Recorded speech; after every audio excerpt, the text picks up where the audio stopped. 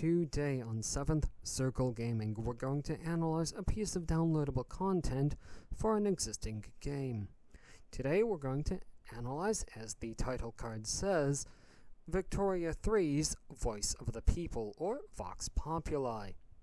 Of course, we begin, as we always do here on the channel, with a bit of full disclosure.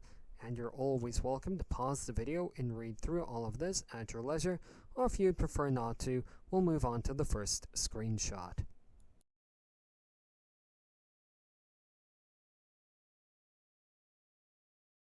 In our first screenshot of the video, we're going to look at one of the most noticeable changes that Vox Populi makes to Victoria 3, and that is to the visual style of the game. One of the first things that we notice is that the objects which surround the border of the map have suddenly become very French and evocative of Napoleon Bonaparte's French Empire. That's not the only change in the appearance of the game that Vox Populi makes to the game.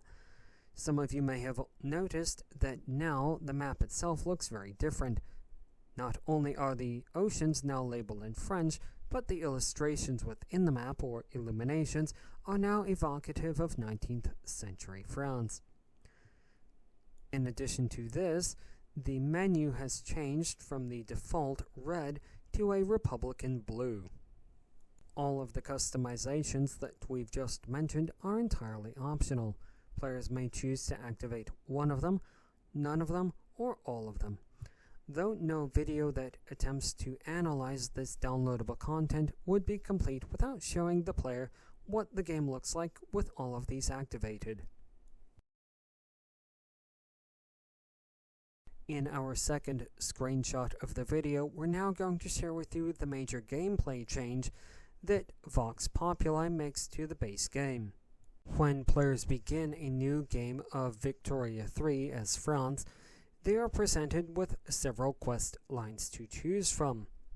Players can choose from one of 3 different royal houses to make the ruler of France, or they can attempt to turn France into a republic.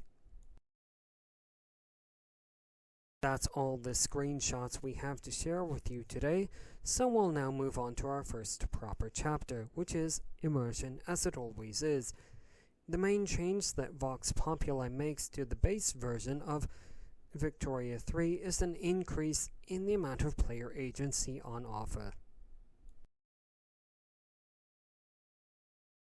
Apart from some increases in the depth of the user interface, Vox Populi doesn't make any major changes to the base version of the game, so we'll now move on to the lasting appeal. Though you are, of course, welcome to pause the video and read through all of these bullet points at your leisure, the main thing that all of our evaluation sessions have yielded is that the lasting appeal of this downloadable content is going to be enacting alternate history scenarios. As with our previous analysis of a downloadable content, we don't have any scores to offer you today because this really doesn't make a significant change to the base version of the game. All that said, there do appear to be 2 primary reasons to purchase this DLC.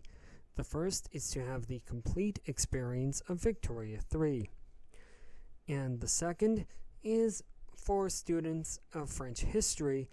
This presents an interesting opportunity to pursue alternate history scenarios. And that concludes our analysis of Vox Populi for Victoria 3. We congratulate everyone who watched all the way to the end of the video. Leave any suggestions for games that you'd like to see analyzed on the channel, or general suggestions in the comments section. That's what it's for. Everyone that enjoys what we do, go ahead and click the subscribe button. Either way, congratulations for watching all the way to the end of the video, and from 7th Circle Gaming, goodbye.